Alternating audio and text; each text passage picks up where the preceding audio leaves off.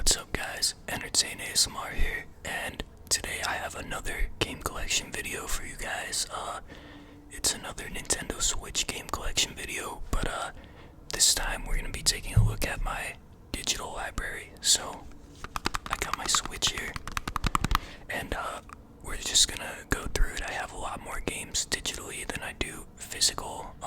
A lot of them, they're ones like this, a lot cheaper than normal physical games cost, and that means we have a wider variety of things to cover this time, so get you guys a bunch of tingles, lots of games to talk about.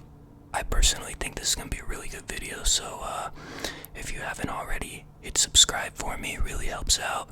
Like the video, comment, let me know what you want to see next, because like I said, I'm here to entertain you guys, give you guys what you want. So I'm gonna cut it away here because I'm gonna put this down on the stand. That way you guys don't have the ring light, bouncing off this, because it might be a little distracting. So yeah, without further ado, let's get into that.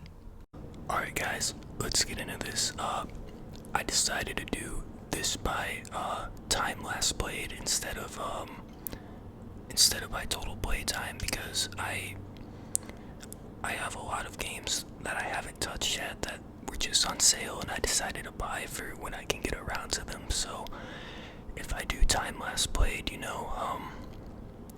we'll get some of these I haven't played yet, like this one, but the order will be all mixed around, so we won't get to the end of the video and there's nothing for me to talk about on certain games. But yeah,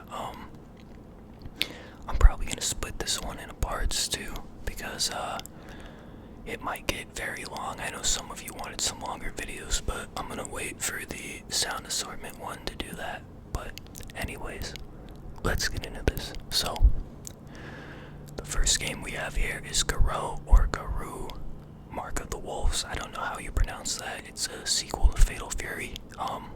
At the time of this video going up, it's currently on sale for, I believe, $3.99, which is half off what it normally is. And I got about halfway through the campaign in this earlier before I got destroyed. I'm not that good at fighting games besides, like, Smash Bros, but I believe it takes place 10 years after the first Fatal Fury, and Terry Bogard has a pretty cool outfit in this one, and I enjoyed, some of the stages I was fighting on, and the characters are really cool. But I'm gonna have to check that one out a little more. I was playing that actually earlier today. And then we have Smash Bros. If you guys see my the physical Switch collection video, you know how much I adore this game. Smash Bros is one of my favorite games of all time. This one is my favorite Smash Bros. I like to speculate a lot on what characters are gonna come to, and there's so many characters in this game that I don't really have a main. I'm switching between about 10 of them, which is great, and there's so much content in it. Definitely one of my favorites. And then right here we have Dragon Quest XI S, Echoes of an Elusive Age, Definitive Edition, and this one was in the physical one too, and I finished the main story, and I've been doing a bunch of the side stuff now, but I have not beat the final boss, which I'm not gonna say who it is, because that kind of goes into spoiler territory. But there is an optional final boss that you can beat after the second main story line. I don't want to go too much into it, because again, there's a lot of spoilers to just even talk about that. But yeah, I think I'm over 60 hours in this game, so it's definitely pick this one up if you're looking for a time-consuming game full of a lot of content. And I think it's one of the best RPGs/JRPGs that I've ever played, so definitely check that one out. Next up we have Super Kirby Clash, which I believe it's an online Kirby game. I checked it out a little bit the other day. It might have been a week ago. I wasn't too much of a fan of it, but maybe I need to give it another shot. It kind of reminded me of certain mobile mobile games will be, they're very easy at first, and they use that to entice people to get into it, you know, to keep playing it, and then, I go into playing it, and it's just, I can see that it's gonna get more difficult, and there's an item shop where you can buy stuff, and it just reminded me too much of mobile games, you know? So, who knows, I'll give it another shot, but so far, I wasn't really enjoying this one too much. And then, next up we have Astro Bears, which, Astro Bears is a party game. I think it's up to 4 friends, and it's kind of like Tron in a way where you make these lines and you have to avoid them, and you all run around a globe. And I believe this is a new version of an older one that I bought. So yeah, I downloaded this one. I haven't played much of it. I played more of the older version, but I downloaded this one because supposedly it has some more stuff. So, and it was free. And next up we have Brawlhalla, which is it's similar to Smash Bros, but it's all 2D, and they've added some guest characters to it. I think they added like Rayman and a few other characters. It's very fun. I'm not really a fan of I mean, I am a fan of the art style, but I'm more of a fan of you know how Smash Bros looks for that type of game. The mechanics are still good, and I believe this game's free, so if you like Smash Bros, go check that one out. And then next up we have Pokemon Let's Go Pikachu, and this one was in the physical video too. I liked it. I wasn't too much of a fan of the catching mechanics and, you know, some of the new stuff they've done, and I wasn't a fan of how the Pokédex was limited, but it was a big nostalgia trip because I grew up on, you know, the original Pokemon games, the Kanto region. That was my introduction to Pokemon, so to play this again, I remembered the entire story. Definitely, it was great. Next up, we have Fortnite. I think I've played about 10 hours on the Switch version. I played a lot when it first came out on PS4, and it was really, really fun with friends, and I met a lot of people online through the game, and, you know, in the early seasons, it really, I'm not ashamed to say it was one of my favorite games, and I'm sad with what they turned it into, you know, and, you know, all the mech robots, and I know there's a new map now. I recently checked it out on the Switch, and it was literally my first game in a few seasons. I went in and I got first place, and then I turned it off because I don't know, it's just, it doesn't captivate me as much as it used to, but, you know, Fortnite's still fun, and it's worth the play with your friends, you know, and it's free.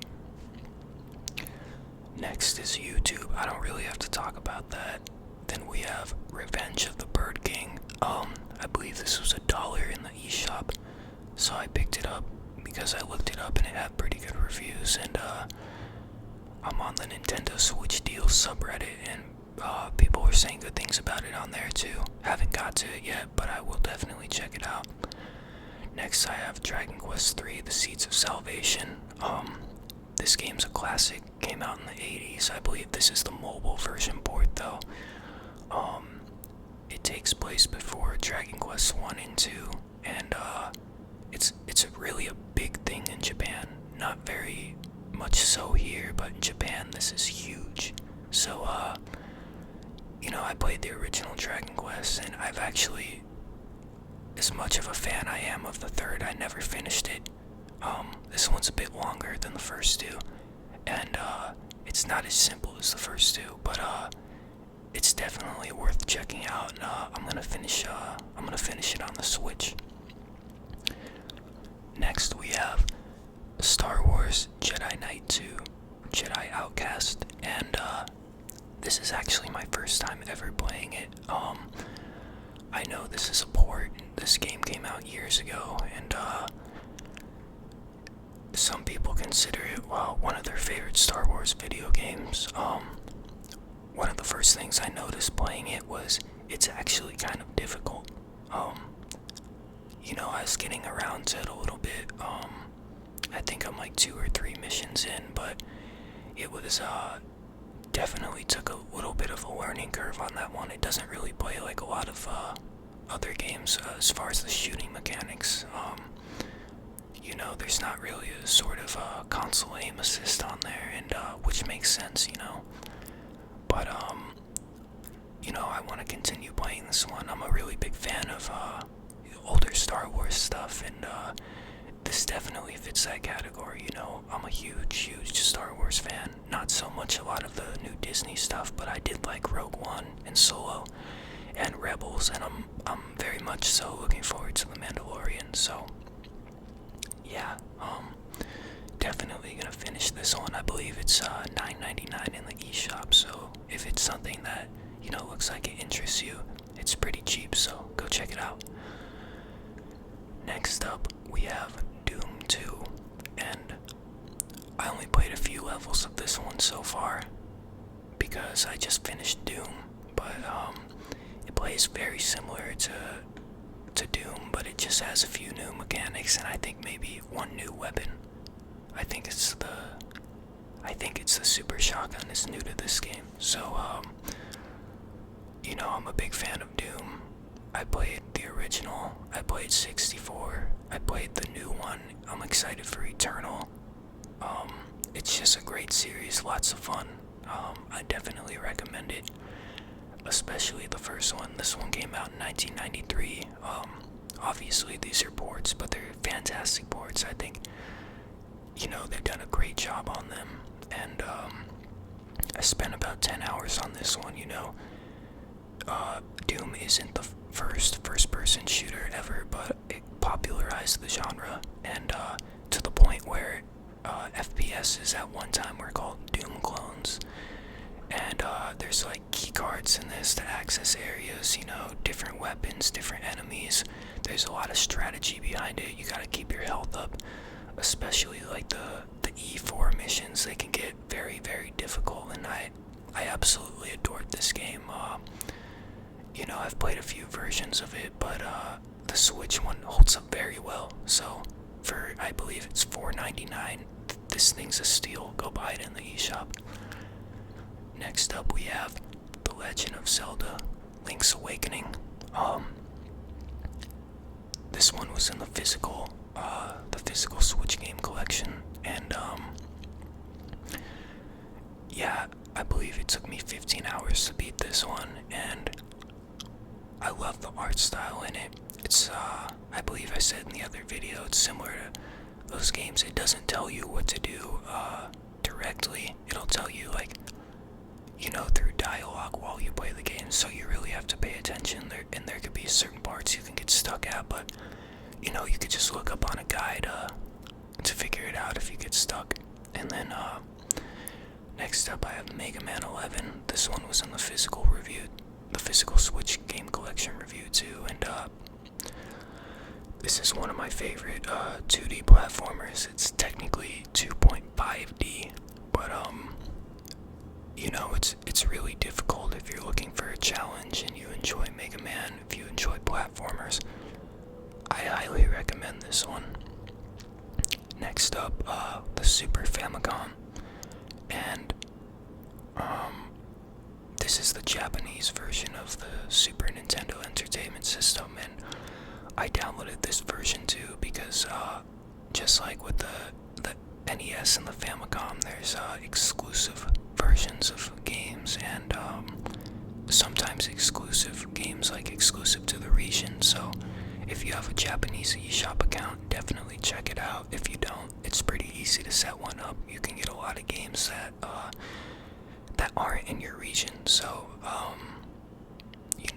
who knows, I might even make an ASMR tutorial how to do that for you guys, if you want that. If that's something you'd want, let me know in the comments.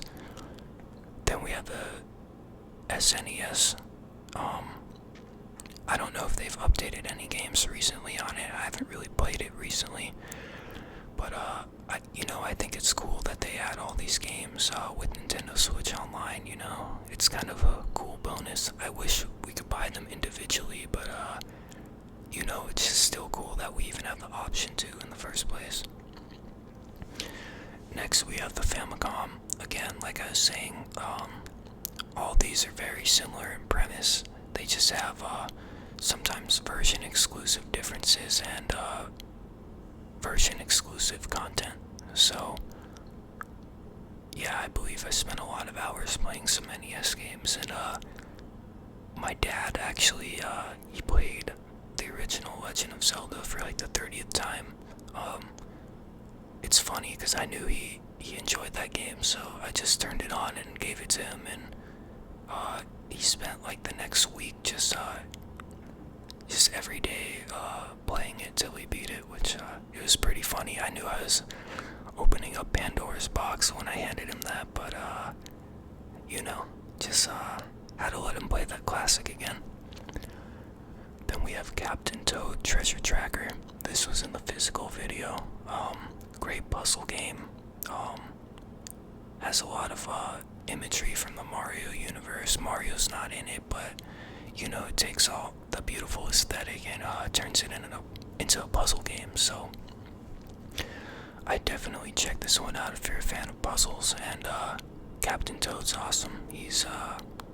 I think he's one of my favorite Mario characters. I just like his outfit, and the game really made me like Toad even more as a character. So check that one out.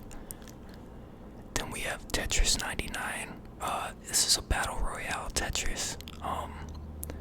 I played a few games of it online, and it can get pretty intense. I'm not the best Tetris player in the world, but I actually went online and saw a few people doing tournaments of this game, and it can get pretty crazy and insane. I don't know how, people can process things that fast, but there's some people that just play Tetris like they're robots, and I don't understand it, but it's very impressive, and this is a pretty well-made game, and this one's free too, so check it out if you have a Switch. Next up, we have Minecraft. This was in the physical video too. I haven't played much of this game on the Switch, but I bought it just in case. It's cross-play now, so if any of my friends ever want to play it, or I'm in a location where people are playing it, I can just join in and play. Minecraft's a classic, and you can't really go wrong with it.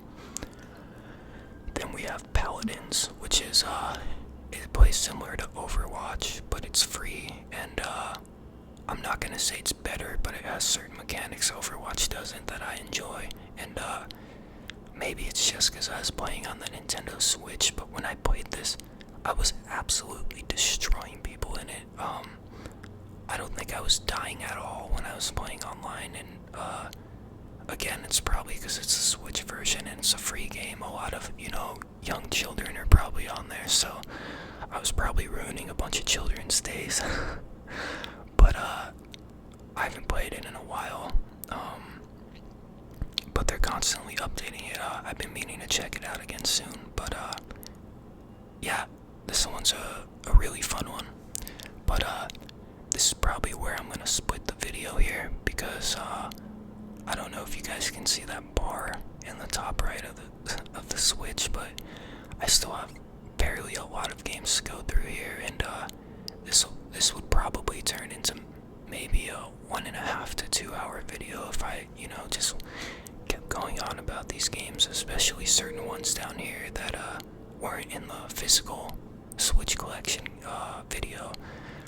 I'll spend a lot of time talking on some of those, so yeah, this is gonna conclude it for part 1 of the video. Please like, comment, and subscribe if you haven't already. Share the channel around, it helps a lot. And thanks for stopping by, everyone. I hope you have a good one. Get some rest. Bye.